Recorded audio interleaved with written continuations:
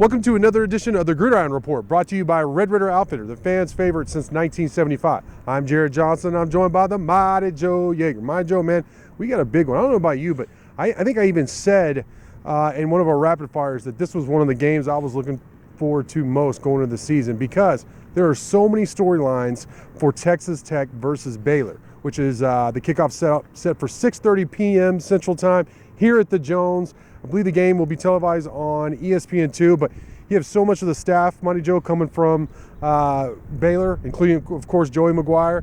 And then Texas Tech's favorite son, Patrick Mahomes, is coming home and will be inducted into the Ring of Honor. There's even more just in the game itself, which we'll dive into, but just what's your feeling on just the importance of this game, and where was it going into the season in terms of, did you have it circled on your calendar? I'm not going to say that I had it circled, but I do now. I believe that this is going to be potentially a game for place in the Big 12.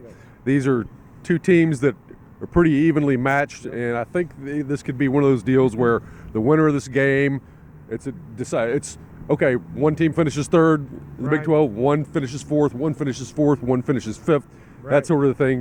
These are neck and neck teams in the Big 12, and you always want to be up on these guys.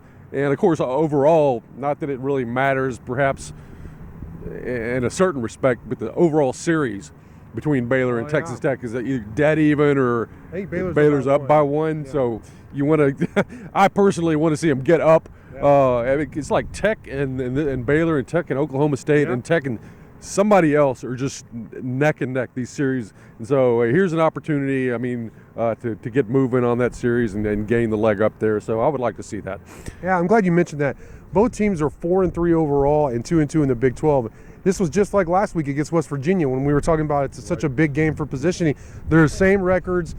Tech has them at home. You need to win this game. And I know this sounds weird because West Virginia beat Baylor, but I think Baylor's probably a better overall all-around team. They lost in Morgantown. Now you get Baylor here in Lubbock, and this stat is kind of weird because they played in a neutral site for so long. They played the Cotton Bowl and Jerry World and everything, but Baylor hadn't beaten Texas Tech in Lubbock since 1990. So well, again, it's skewed because they played for 12 years or something. Sure. I don't know, however long. Yeah. But Tech hadn't beaten Baylor here Baylor hadn't beaten Tech here in a long time. So that's something else you want to protect. Yeah. And you're undefeated at home, just like the basketball team was last year. Right now, despite playing some pretty good competition like Texas and Houston when they were ranked, you're still undefeated at home. You want to keep that going. Yeah, and the presence of Mahomes and a full house here, and they're going to do the blackout. So it's going to be a juiced environment. I think the potential is here for Tech to come out and really roll in this game. But by the same token, as we mentioned, Baylor is a good, solid team. These are pretty, in most respects, evenly matched teams. Yeah. So, I think it's going to depend, at least from Baylor's standpoint, is how well do they withstand the intensity of the first quarter, or at least the first couple of series or something like that.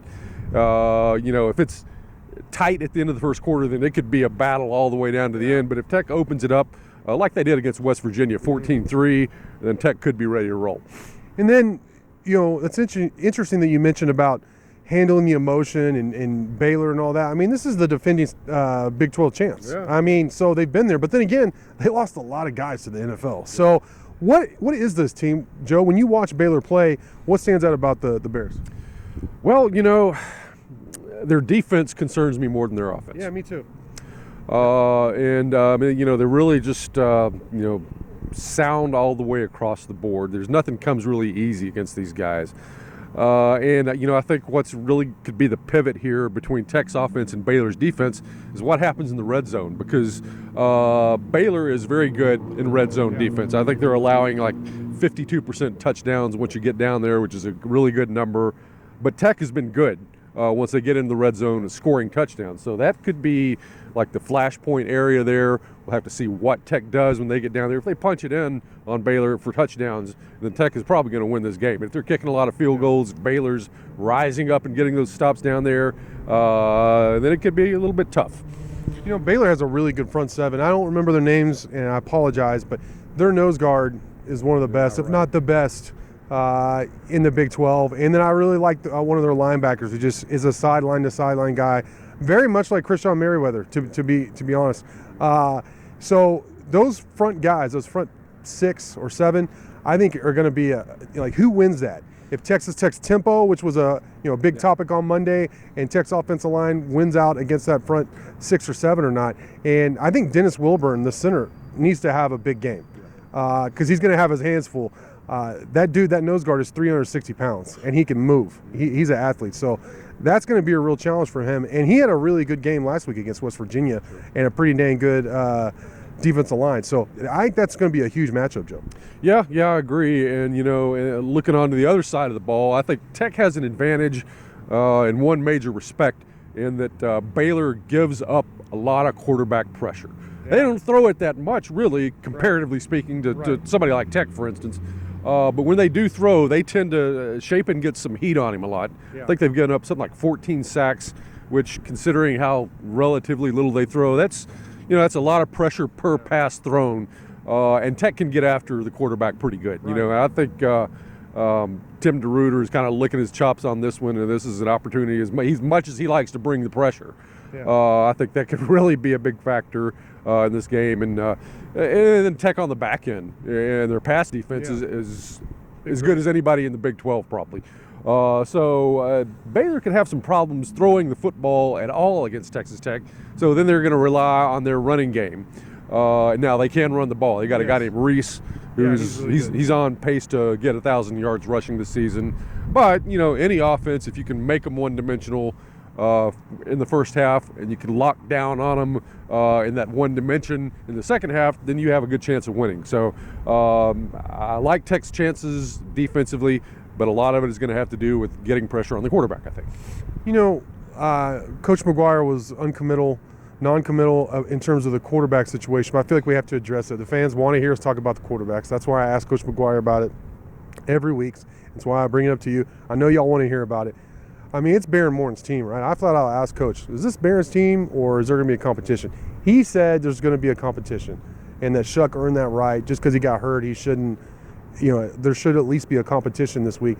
But it's got to be Baron Morton's team, right? I asked Kidley later in the press conference Monday, and he talked about how his quick release has helped the tempo. I mean, and you see that. It has helped. Baron's skill set is perfect for this offense. It really is. Of the 3 quarterbacks, and it's really easy to see now with what they want to do with tempo, because Tech is the fastest team in the country in terms of most snaps and how much they use tempo. So my question to you is, it's got to be Red Baron's team, right? At this point. Yeah, I think what you're hearing there from Coach McGuire is for consumption for the quarterbacks.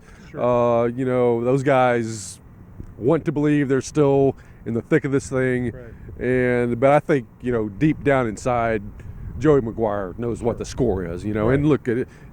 What's most important is self-preservation for the team, right? It's not what's best for Tyler Shuck or Donovan Smith or anything like that. What's best for the team is what matters, and that's Joey McGuire's job.